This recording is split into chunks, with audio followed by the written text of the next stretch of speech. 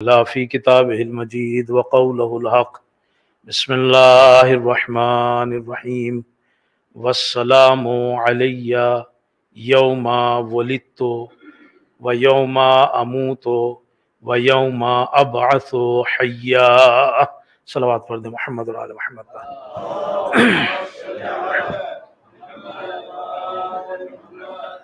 شب شہادت امام حسن مجتبی علیہ السلام صلی اللہ علیہ وسلم۔ آپ سب کو تسلیت پیش کرتا ہوں اور ہم سب تسلیت پیش کرتے ہیں امام زمانہ عجل اللہ تعالی فرجہ الشریف کی خدمت میں۔ اللہم صلی اللہ علیہ وسلم۔ ہر انسان کی ایک خواہشات میں سے خواہش اور تمنا یہ ہوتی ہے کہ اسے مرتے وقت جو ہے وہ غسل و کفن و دفن جو ہے وہ صحیح طریقے سے ہو جائے۔ یہ ایک ہر انسان کی تمنا ہے، اور اسی لیے آپ نے سنا بھی ہوگا، کہا جاتا ہے کہ بھائی بڑی خوش قسمت ہیں وہ لوگ کہ جنہیں ایک گز جو ہے مثلا زمین یا کفن جو ہے وہ نصیب ہو جائے، چونکہ بہت سے لوگ ہوتے ہیں کہ جنہیں یہ چیز جو ہے وہ نصیب نہیں ہو پاتی۔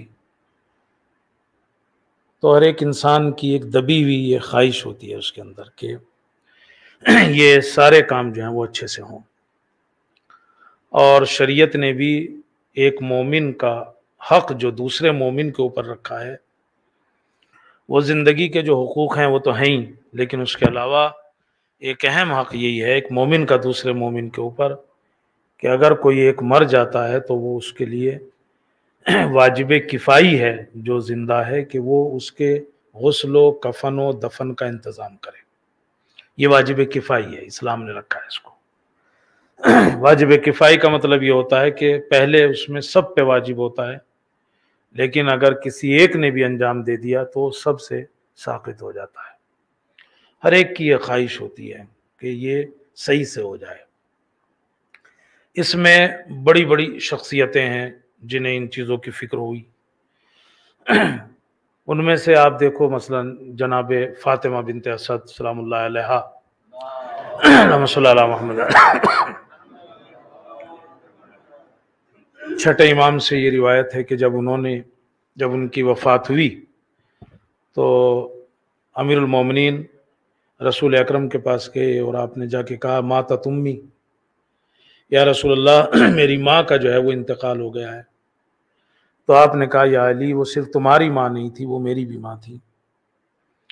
اور پھر آپ نے کہا غسل و کفن و دفن کا انتظام کرو، اور کفن کے لیے میرا لباس لے لو، اور اس کے اوپر سے ڈالنے کے لیے میری ردا لے لو،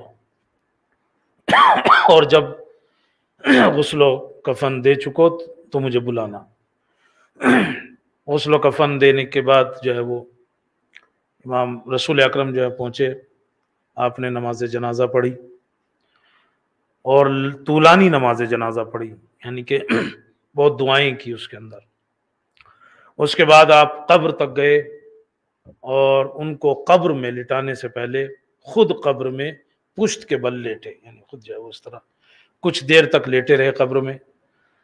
پھر اس کے بعد شہزادی کو جو ہے وہ شہزادی فاطمہ بنت اسد کو قبر میں اتارا اور کچھ باتیں کرتے رہے، اور آپ نے سوال بھی کیا کہ اللہ کا جو وعدہ تھا وہ آپ نے حق پایا کہ نہیں پایا؟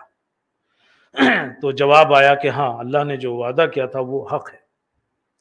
اور اس کے بعد پھر آپ نے ایک اور جملہ کہا جیسے کچھ سننے لگے ہوں، اور پھر آپ نے زور سے کہا ابنوں کے علی لا جعفر ولا عقیل، یعنی آپ کے بیٹے علی جعفر اور عقیل نہیں، امام علی کی بات ہے۔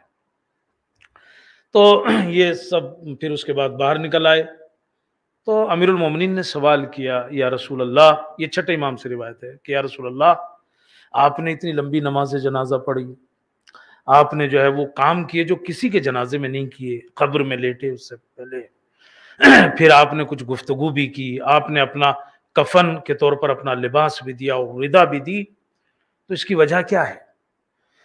تو آپ نے ارشاد فرمایا کہ اس کی وجہ یہ ہے کہ میں نے جو لمبی دعا پڑھی نماز جنازہ میں، اس میں نے اللہ سے دعا کی کہ ان کا جو یہ کفن ہے یہ پرانا نہ ہو روز محشر تک. یہ میں نے دعا کی، اللہ نے میری اس دعا کو قبول کیا اور کہا میں جو ان کی قبر میں لیٹا ہوں پشت کی بل، وہ اس لیے کہ ایک دن انہوں نے مجھ سے سنا کہ قبر جو ہے جب اس کو لٹایا جاتا ہے مردے کو تو فشار قبر ہوتا ہے، تو ان کو تھوڑا سا خوف کا احساس ہوا، اس لیے میں قبر میں لیٹا تاکہ پھر جب ان کو لٹایا جائے تو فشار قبر جو ہے وہ انہیں نہ ہو، کم اس لیے اس میں جو ہے وہ لیٹا. اور پھر آپ نے کہا کہ آپ نے جو گفتگو کی وہ کیا تھی، وہ جو آپ بات کر رہے تھے؟ کہا اصل میں انہوں نے سنا تھا کہ منکر و نکیر بھی آتے ہیں قبر میں، تو وہ خوفزدہ تھی اس بات سے بھی، تو میں وہیں سنتا رہا جب تک منکر و نکیر نہ آئے. منکر و نکیر نے جب ان سے پوچھا اللہ کے بارے میں تو صحیح جواب دیا، رسول کے بارے میں تو صحیح جواب دیا، لیکن جب پوچھا امام کون ہے من امامک، تو وہ تھوڑا یا تو شرما گئیں یا جواب نہیں دے پا رہی تھی وحشت سے. تو میں نے کہا کہو ابنوں کے آپ کے بیٹے اور ہر کوئی نہیں، علی لا جعفر ولا عقیل، یعنی عقیل اور جعفر امام نہیں ہے بلکہ آپ کے بیٹے علی جو ہیں وہ امام ہیں، آپ کہو، یعنی ان کے جواب میں یہ کہو. چلیے پڑھی لیجئے. اللہم صلی اللہ علیہ وسلم. اور کہا یہ جو آپ نے لباس جو ہے وہ دو لباس دیے ہیں کفن میں، کہ آپ نے اپنا اندرونی لباس بھی دیا اور ردا بھی دی. تو آپ نے کہا کہ چونکہ شہزادی نے مجھ سے سنا تھا کہ روز محشر کچھ لوگوں کو بغیر لباس کے اٹھایا جائے گا، بغیر کفن کے. ان الناس یحشروا، کہ لوگ باغ جو ہے وہ حشر میں آئیں گے، بعض اورا، یعنی کہ وہ ننگے ہوں گے، ان کے اوپر لباس نہیں ہوگا. تو اس لیے میں نے شہزادی کو جو ہے وہ اپنا لباس جو ہے وہ دیا ہے. تو آپ دیکھیں کہ بزرگان بھی اس آخری مرحلے کا جو ہے، پتہ نہیں آپ پہنچیں گے کہ نہیں وہاں جہاں میں آپ کو لے جانا چاہ رہا ہوں آج، کہ بزرگان بھی جو ہیں وہ اس آخری مرحلے کے لیے بڑے وہ ہوتے تھے کہ بھئی یہ صحیح سے جو ہے ہونا چاہیے، ان کا کفن اچھا ہو، ان کو غسل اچھے طریقے سے دیا جائے، ان کو جو ہے وہ قبر میں جو ہے وہ اچھے سے اتارا جائے، جیسے جناب فاطمہ بنت اسد. اچھا، آپ نے جناب خدیجہ کی جو وصیتیں ہیں وہ سنی ہیں، ان میں سے ایک وصیت یہ تھی شہزادی خدیجہ کی جو آپ نے رسول اکرم سے وصیتیں کی، اور جب پھر کہا کہ شہزادی کو بھیج دو، مجھے ان سے کچھ بات کہنا ہے. پھر شہزادی آئیں تو آپ نے ایک وصیت اس میں کی تھی کہ اپنے بابا سے کہنا کہ اگر ہو سکے تو مجھے کفن کے لیے وہ اپنا لباس دیں جس میں وحی نازل ہوئی تھی. تو شہزادی فاطمہ نے جا کے بتایا کہ وہ ایسا ہے، تو رسول اکرم آئے اور کہا کہ شہزادی یہ کون سی بڑی خواہش آپ نے کی ہے، اور رسول اکرم نے اپنے لباس میں کفن دیا تھا شہزادی کو، حتیٰ کہ وہ پھر روایتیں ہیں کہ جنت سے بھی امن آ گیا تھا، اور کہا کہ انہوں نے سارا مال تو ہمارے اوپر قربان کر دیا، لہذا ہمارا بھی تو حق بنتا ہے کہ ہم ان کو جو ہے وہ جنت سے لباس آیا اور اس میں جو ہے وہ کفن دیا گیا. تو آپ دیکھیں کہ یہ ہر کوئی جو ہے وہ چاہتا ہے بزرگان میں سے. اور آپ نے ہزار بار سنا ہے کہ ائمہ سے لوگوں نے ہدیے میں لباس مانگتے تھے. کیوں مانگتے تھے لباس ہدیے؟ وہ اسی لیے مانگتے تھے تاکہ تبرک کے طور پر اس سے جو ہے وہ کفن ہو جائے، یعنی وہ ایک بہترین لباس میں وہاں ان کے پاس جو ہے وہ کفن ہو. ریان بن سلط، علی ابراہیم قمی سے یہ روایت ہے، ریان بن سلط نے جو ہے وہ کہتا ہے کہ میں عراق جا رہا تھا تو میں نے سوچا امام سے وداع کر لوں، امام رضا سے، اور کہا میں ان کے پاس گیا اور میں سوچتا ہوا گیا کہ جب جاؤں گا تو ان سے کہوں گا کہ مجھے اپنا ایک لباس دے دیں کفن کے لیے، اور 30,000 درہم دے دیں تاکہ میں اس سے اپنی بیٹی کے لیے ایک انگوٹھی خرید لوں. کہا میں وداع کرنے گیا لیکن اتنا جدائی کا غم تھا کہ میں یہ بھول ہی گیا کہنا کہ مجھے یہ چاہیے. کہا اور یہ خدا حافظی کر کے باہر نکل ہی رہا تھا کہ امام نے کہا کہ سنو ریان. تو میں جو مڑا تو آپ نے کہا کہ اور تمہیں ہمارے یعنی کہ ہمارا لباس نہیں چاہیے کفن کے لیے؟ بس سرکار دل تو کرا میں بھول گیا. امام نے کہتے ہیں کہ اسی وقت اپنا ایک لباس اتارا اور ان کو دیا. اور پھر کہا کہ اچھا وہ جو انگوٹھی خریدنی تھی بیٹی کے لیے اس کے لیے کیا؟ وہ کہتے ہیں مسلح اٹھایا اور مسلح کے نیچے سے کچھ پیسے دیے، کہا میں نے جو گنے تو وہ 30,000 درہم تھے، یعنی جتنے میں نے سوچے تھے۔ تو اس کا مطلب یہ ہوا کہ اللہ یعنی کہ رسول اللہ نے بھی اور ائمہ معصومین سے بھی لوگوں نے کفن مثلا جو ہے وہ مانگا، تاکہ ان کا یہ آخری وقت کی جو یہ رسم و رواج ہیں، یہ تجہیز و تکفین و تدفین جو ہے یہ صحیح طریقے سے جو ہے وہ انجام پائے۔ اور ہر آدمی کی یہ خواہش ہے، میری آپ کی سب کی ایک تمنا تو یہ ہے ہی ہے۔ کہتے ہیں کہ ایک آدمی کا جو پڑوسی تھا وہ کفن چراتا تھا، کفن چرایا کرتا تھا۔ اچھا اس کو پتا تھا کہ یہ آدمی کفن چراتا ہے، کفن چور ہے، یہ بیمار ہو گیا اور مرنے کا ٹائم ہوا تو اس نے سوچا یار میں مروں گا تو یہ بھی میرا بھی کفن چرا لے گا، اسے بلایا اپنے گھر اور جو ہے اس سے کہا کہ میں تیرا کیسا پڑوسی تھا؟ اس نے کہا تو میرا بڑا اچھا پڑوسی ہے۔ کہا تو پھر میرا ایک کام ہے، کر دو گے؟ کہا ہاں بولو۔ اس نے وہ 2 کفن منگوائے اور کہا ان 2 میں سے جو بھی تجھے اچھا لگ رہا ہو وہ اٹھا لے۔ اب اس نے سوچا کہ یہ تو معاملہ خراب ہو جائے، ایسے ہی ہم کفن چور سے کہہ رہا ہے وہ کہ بھائی جن میں 2 میں سے جو تجھے اچھا لگ رہا ہے وہ اٹھا لے، لیکن میرے مرنے کے بعد میرا کفن نہ چرانا۔ یعنی دیکھو ایک آدمی کو یعنی وہاں تک اس کو چاہیے کہ بھائی میں برہنہ رہنا رہوں، میرا کفن جو ہے وہ ہونا چاہیے۔ کہا دیکھو ان میں سے جو اچھا لگ رہا ہو وہ اٹھا لو مگر وہ نہ چرانا۔ انہوں نے کہا نہیں نہیں کیسی بات کرتے ہو، تم تو میرے پڑوسی ہو، تمہیں کہاں چراؤں گا؟ مگر چور چوری بھی اگر چھوڑ دے تو ہیرا پھیری سے کہاں جاتا ہے، عادت اس کی ہو جاتی ہے۔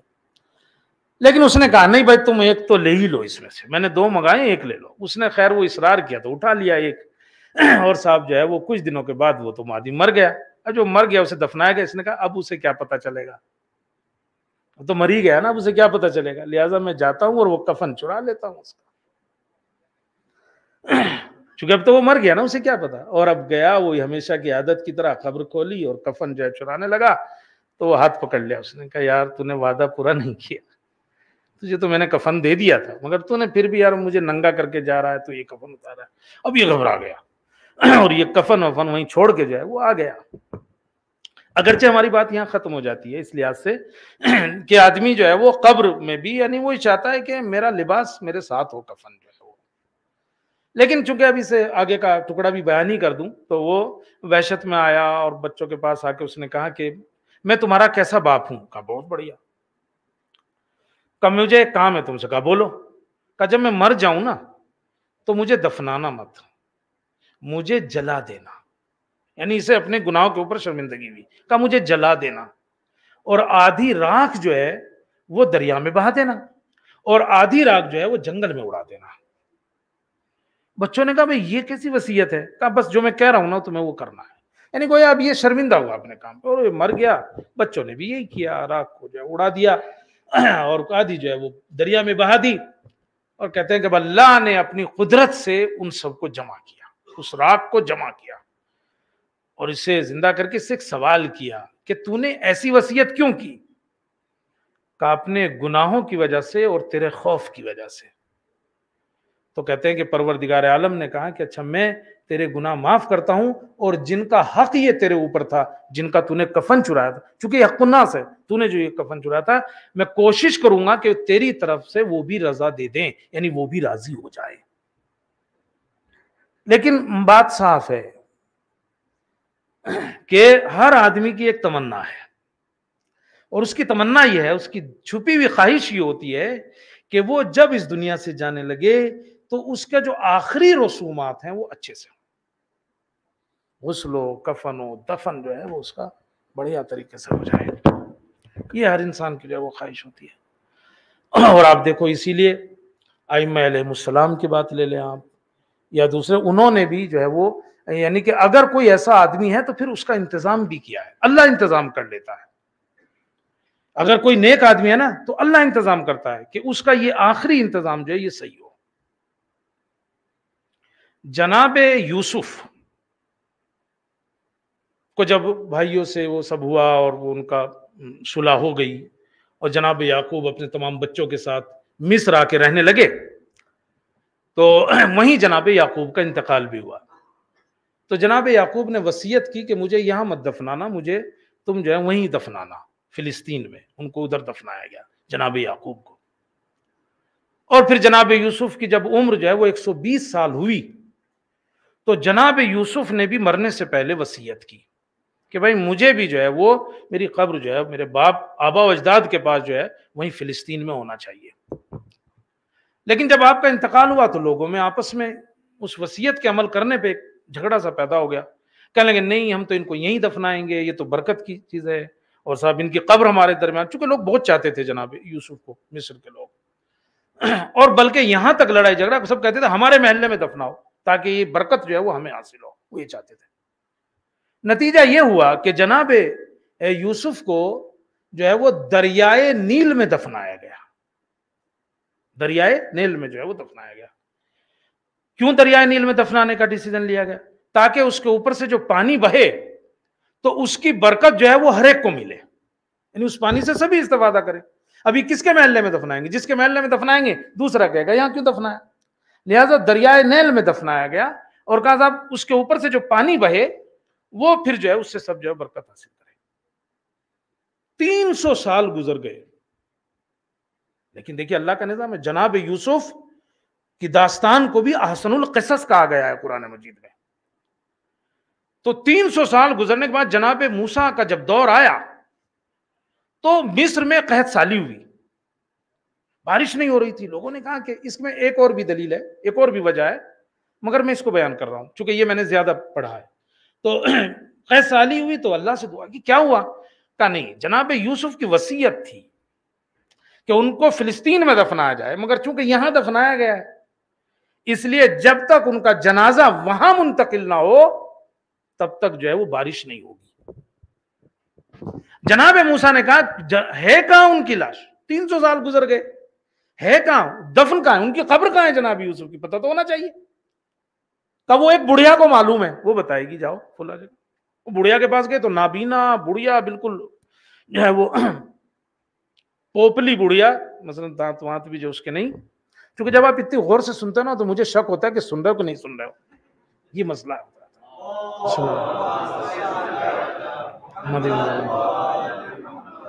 یاد رکھنا میں کہا ہوں، وہ ہے جیسے ٹیچر کو دیکھتا رہتا آدمی کر کے اور سنتا کچھ نہیں ہے، وہ کہیں کا کہیں ہوتا ہے، اسی لیے وہ ٹیچر کبھی کبھی کہاں تھا میں، اب وہ کہتا ہے وہ کہیں کی کہیں بتاتا ہے۔ تو جب آپ اس طرح غور سے سنتے ہو نا تو مجھے شک ہونے لگتا ہے کہ سن رہے کہ نہیں سن رہے۔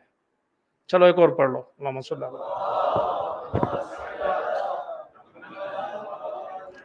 تو کہا وہ بڑھیا جو ہے وہ بتائے گی، اور گئے اس کے پاس، صاحب جو ہے وہ بڑی اس کے جو ہے وہ نابینا ویسے ہو چکی ہے، بوڑھی ہے، تو پوچھا گیا کہ بھائی قبر کہاں ہے؟ کہا وہ تو مجھے پتا ہے، میں بتا دوں گی، لیکن میری 3 حاجتیں ہیں۔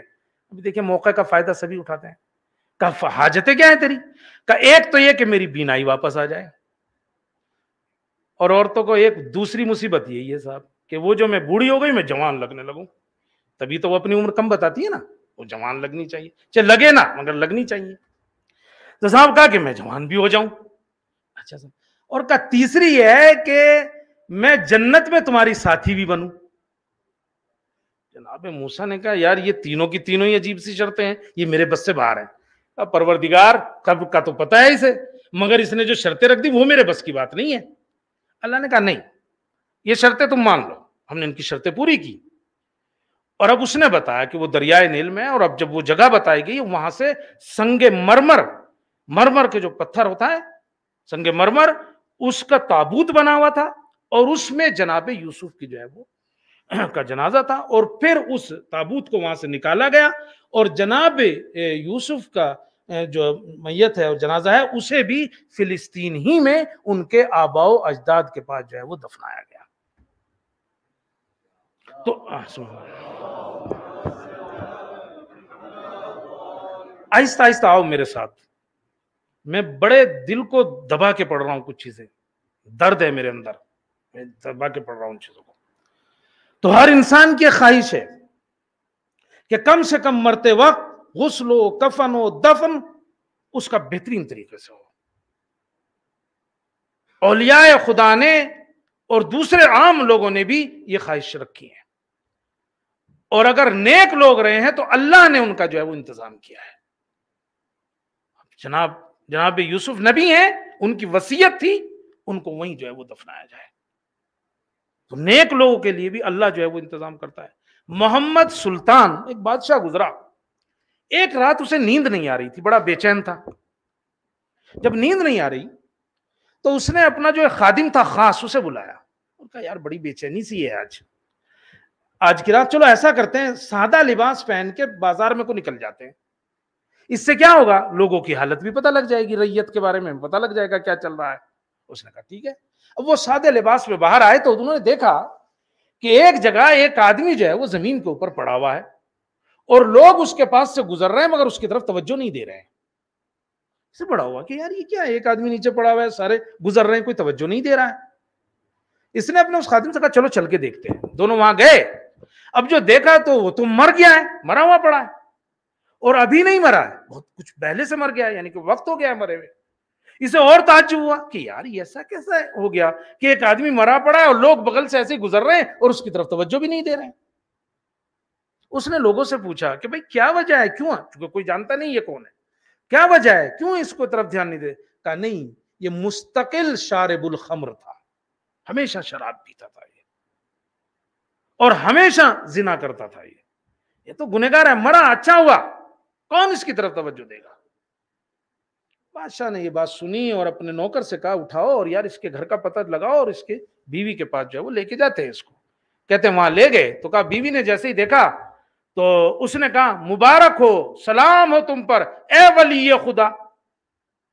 بادشاہ گھوم گیا کہ یار بازار میں لوگ کہہ رہے ہیں شارب الخمر، زانی، اور بیوی کہہ رہی ہے ولی خدا۔ اب سمجھتا بیوی اگر تعریف کر دے تو وہ جنتی ہو سکتا ہے، اگر بیوی کسی کی تعریف کر دے، چونکہ اسے سارے راز پتہ ہوتے ہیں آدمی کے، اور کسی سے ڈرے نہ ڈرے آدمی اس سے ڈرتا رہے، چونکہ اس کو ساری چیزوں کا پتہ۔ اور بیوی نے کہا ولی خدا تم پر سلام۔ تو بادشاہ نے کہا یار سارے تو کہہ رہے تھے زانی ہے، شارب الخمر ہے، یہ مسئلہ کیا ہے؟ تو اس نے کہا کہ بازار میں تو سب ایسا کہہ رہے تھے۔ اس نے کہا مجھے پتہ ہے، مجھے تعجب نہیں ہے اس بات کے اوپر۔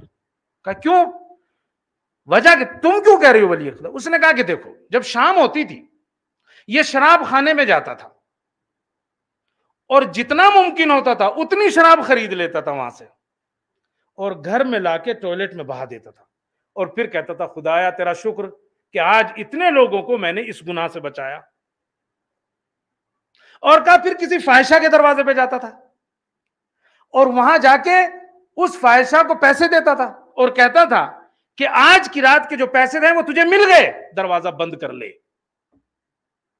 اور گھر آ کے کہتا تھا آج میں نے گویا ایک آدمی کو یہ گناہ کرنے سے بچایا، اللہ تیرا لاکھ لاکھ شکر ہے۔ تو میں اس سے کہتی تھی کہ لوگ تیرے بارے میں کچھ اور سوچ رہے ہوں گے کہ تو شرابی ہے اور تو زانی، مگر وہ ایک بات کہا کرتا تھا، وہ یہ کہتا تھا تو دیکھنا، تو کہتی ہے نا کہ مجھے کوئی کفنائے دفنائے گا نہیں، تو دیکھنا میرے جنازے کے لیے بادشاہ آئے گا، علماء اور صلحاء میری نماز جنازہ پڑھیں گے۔ اب یہ تو بادشاہ تھا، یہ سمجھ گیا ساری بات۔ تب اس نے کہا کہ تم جانتی ہو میں کون ہوں؟ میں بادشاہ ہوں۔ اور وہ صحیح کہتا تھا۔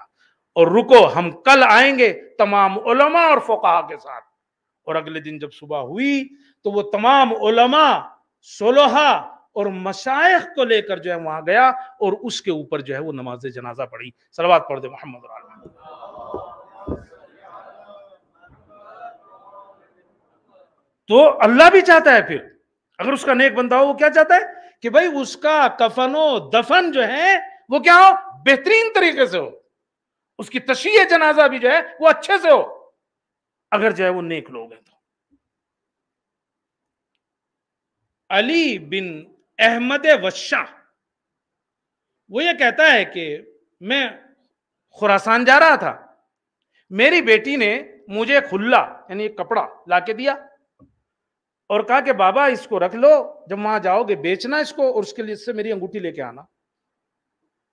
اور کہتا ہے کہ میں مرو پہنچا یعنی خراسان، اور کہا ابھی مسافر خانے میں رکا تھا، تھکن بھی نہیں اتری تھی کہ دو آدمی آئے اور انہوں نے کہا کہ امام رضا نے بھیجا ہے ہمیں، اللہم صلی علی محمد وعلی محمد،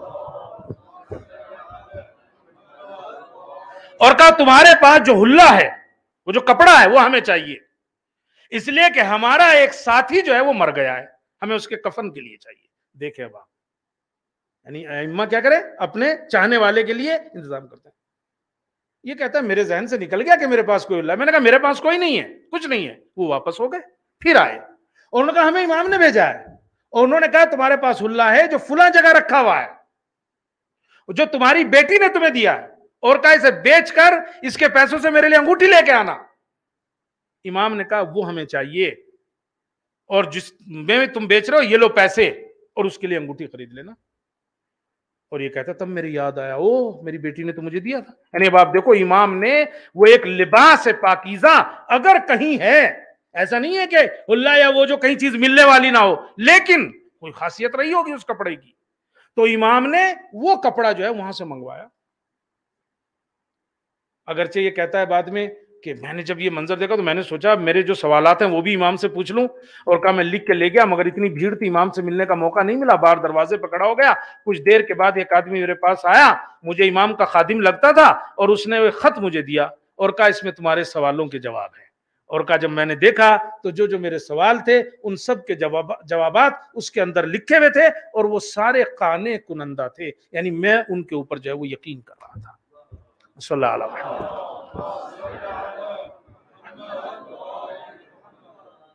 تو اگر آدمی نیک ہوتا ہے، بس آ رہا ہوں میں، آخر میں آ رہا ہوں، لیکن میری اس بات کو ذہن میں رکھو میں کہیں جا رہا ہوں. اللہ انتظام کرتا ہے، ائمہ انتظام کرتے ہیں اپنے دوستوں کے لیے کہ ان کا آخر کا وقت جو ہے غسل و کفن و دفن جو ہے وہ بہترین طریقے سے ہو. کاظم طباطبائی صاحب عروۃ الوثقی، بڑا نام ہے ہمارے یہاں. انہوں نے یہ چاہا کہ وہ نجف میں تھے، وہ انہوں نے چاہا کہ میں صلہ رحمی کے لیے جو ہے وہ یزد جاؤں، یعنی اپنے رشتہ داروں سے مل کے آؤں. تو انہوں نے کیا کیا؟ انہوں نے کپڑا لیا کفن کے لیے، اور انہوں نے حرم امیر المومنین میں بیٹھ کر پورا قرآن اس کفن کے اوپر لکھا، پورا قرآن لکھا اس کے اوپر. اور اس کے بعد کربلا گئے، حرم امام حسین میں بیٹھ کر اس کے چاروں طرف انہوں نے زیارت عاشورہ لکھی اور اس کو اپنے ساتھ لیا. چونکہ ہو سکتا ہے کہیں موت آ جائے تو کفن تو میرے ساتھ میں ہو. اور وہ یزد پہنچے اور پہلی رات تھی، اپنی بیٹی کے یہاں ٹھہرے. خام میں دیکھا کہ امام حسین تشریف لائے، اور انہوں نے کہا کہ کاظم طباطبائی ہمارا ایک ساتھی مر گیا ہے اللہ، اور تمہارا یہ جو کفن ہے نا، ہم یہ چاہتے ہیں کہ یہ کفن اسے دے دو.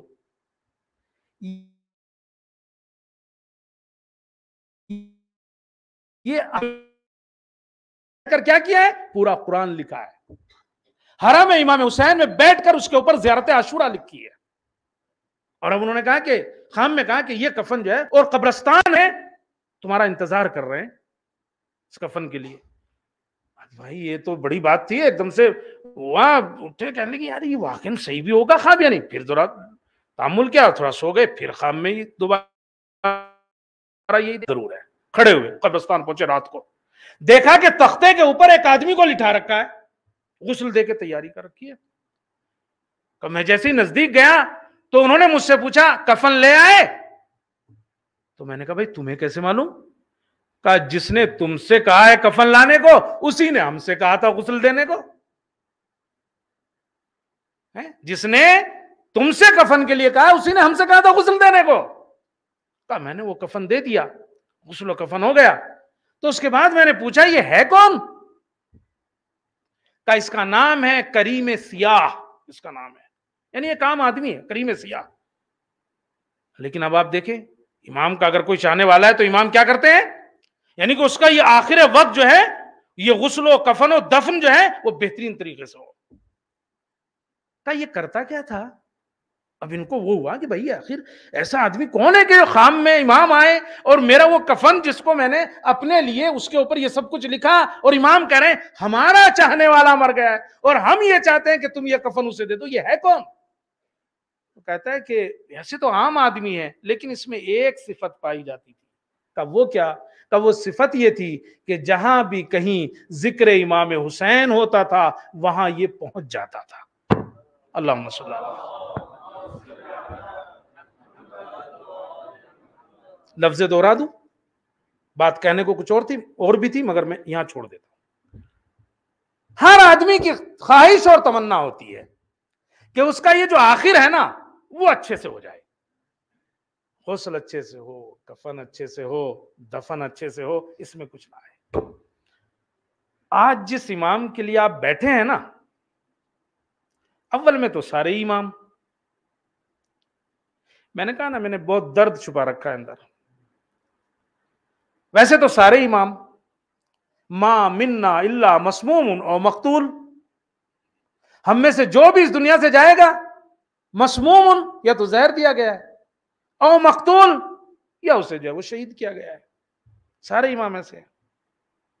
لیکن جس امام کے لیے آپ بیٹھے ہیں نا اس کی مظلومیت دیکھیے، جو ائمہ اپنے چاہنے والوں کے لیے بھی ہر ممکن کوشش کریں کہ اس کا غسل و کفن و دفن بہترین طریقے سے ہو، ان کے ساتھ کیا ہوگا؟ امام کی موت طبیعی موت نہیں ہے کہ صاحب جو ہے وہ جیسے یعنی کہ خود سے آئی ہو گیا، طبیعی موت نہیں ہے، یہ موت زہر سے ہوئی ہے۔ زہر کس نے دلوایا؟ اہل سنت کی کتابوں میں بھی ہے، ہماری کتابوں میں بھی ہے۔ امام جب مدینہ واپس آئے جو ہے وہ صلح کے بعد، تو معاویہ نے ویسے بھی صلح نامے میں جو چیزیں لکھی ہوئی تھیں ان کو جو ہے وہ پاؤں تلے رون دیا تھا، لیکن اس کی میں ایک بند ایسا تھا کہ وہ اس وقت تک ممکن نہیں تھا جب تک کہ امام حسن موجود ہوتے، اور وہ کیا تھا؟ یزید کی ولی عہدی۔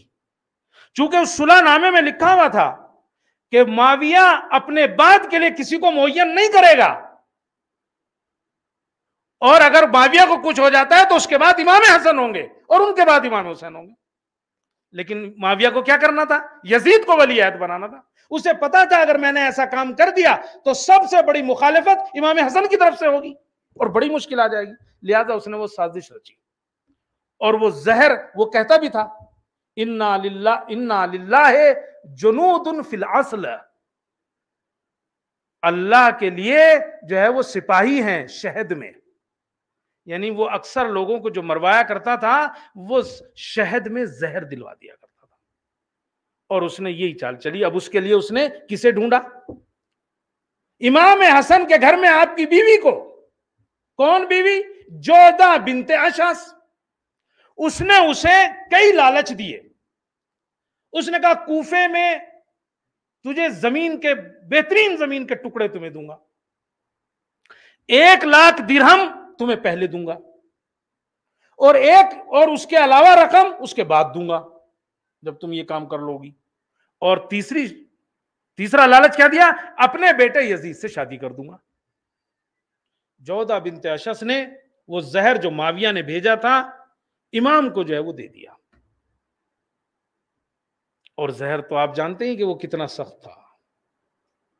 روایتیں یہ کہتی ہیں کہ جیسے امام نے وہ زہر کھایا نا، جگر کے ٹکڑے اس طرح سے باہر آئے، جو تشت تھا وہ بھر گیا تھا،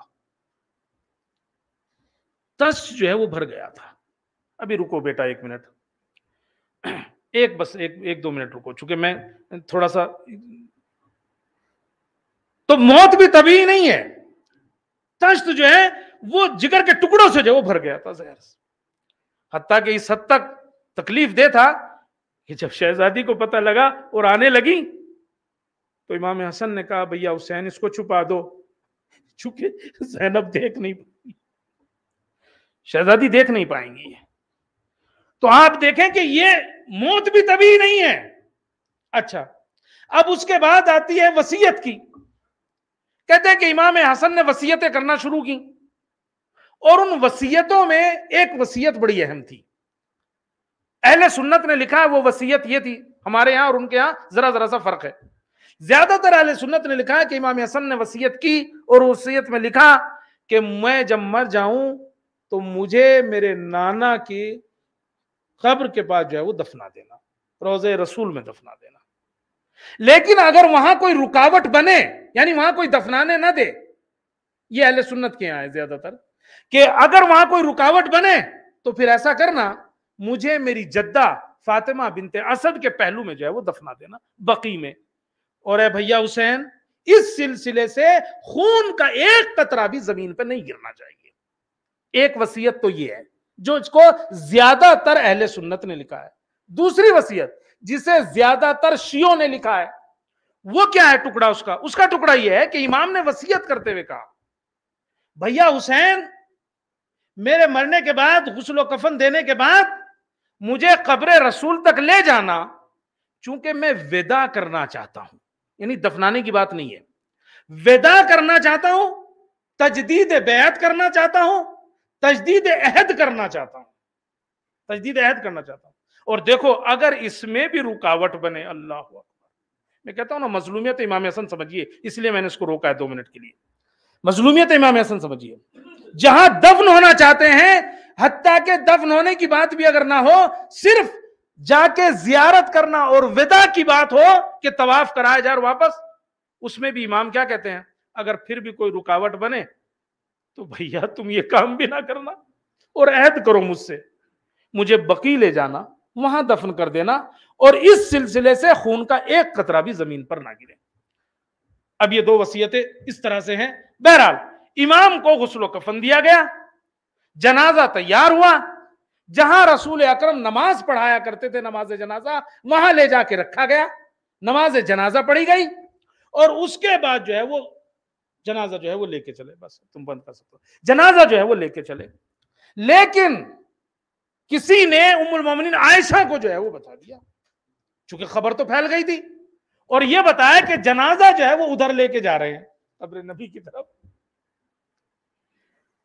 پتہ نہیں کون سی دشمنی دل میں چھپائے بیٹھی تھی, فوراً جو ہے وہ گدھے کے اوپر سوار ہوئی اور مروانیوں کو بھی حکم دیا کہ تم بھی جو ہے وہ آ جاؤ, اور سب جو ہے وہ آ گئے اور راستہ روک لیا, اور بغیر کچھ سنے اور کہے اور کہنا شروع کیا میرے گھر میں میری بغیر اجازت کے دفن کرنا چاہتے ہو, اور اس کو دفن کرنا چاہتے ہو جسے میں پسند نہیں کرتی,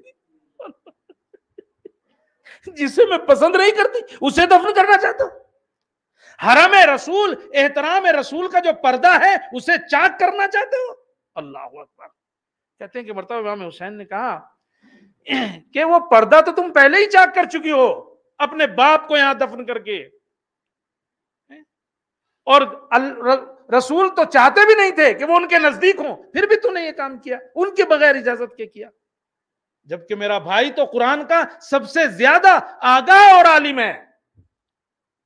اور اب جو ہے یہ بحث شروع ہوئی, اور اس نے کہا کہ نہیں میں تو یہاں نہیں دفن ہونے دوں گی, اور اس نے بحث آگے بڑھائی تو جناب ابن عباس آگے بڑھے اور انہوں نے کہا کہ آج تو پھر گدھے پہ سوار ہو کے آ گئی, کل تو جو ہے وہ اونٹ پہ سوار ہو کے گئی تھی, تو جو ہے وہ نور خدا کو خاموش کرنا چاہتی ہے. اللہ اکبر.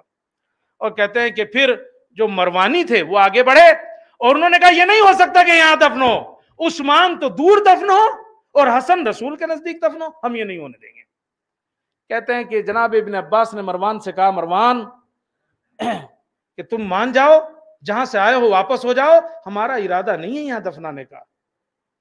حسن کی وصیت یہ نہیں ہے دفنانے کی, صرف اتنی وصیت ہے کہ زیارت کر لے, ودا کر لے, بقیع میں دفنایا جائے.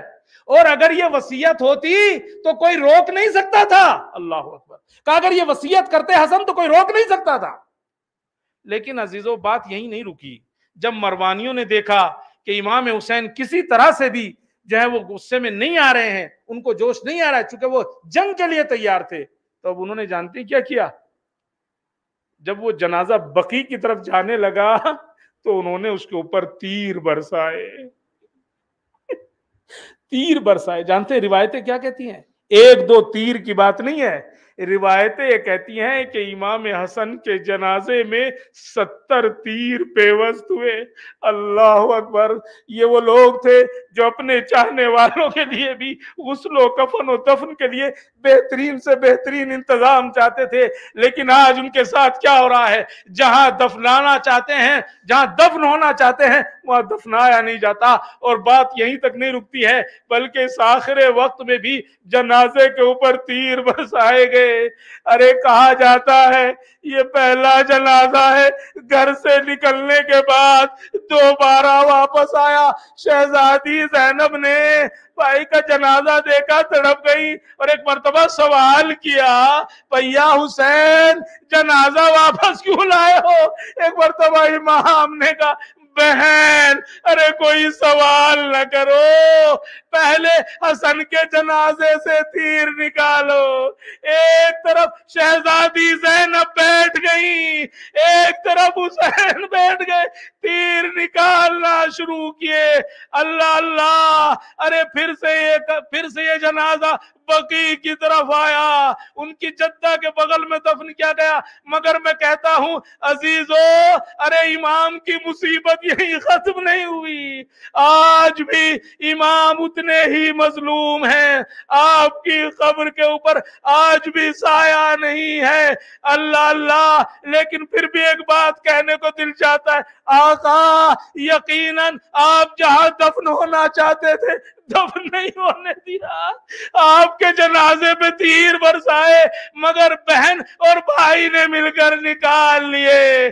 لیکن اے آقا ایک جنازہ کربلا میں ایسا تھا، آپ کے جنازے میں تیر تھے لیکن وہ پورا جنازہ تیروں کے اوپر تھا۔ روایتیں کہتی ہیں جب ادھر کے تیر ادھر ہو گئے، آر پار ہو گئے، تب امام کا جسم زمین کے اوپر آیا۔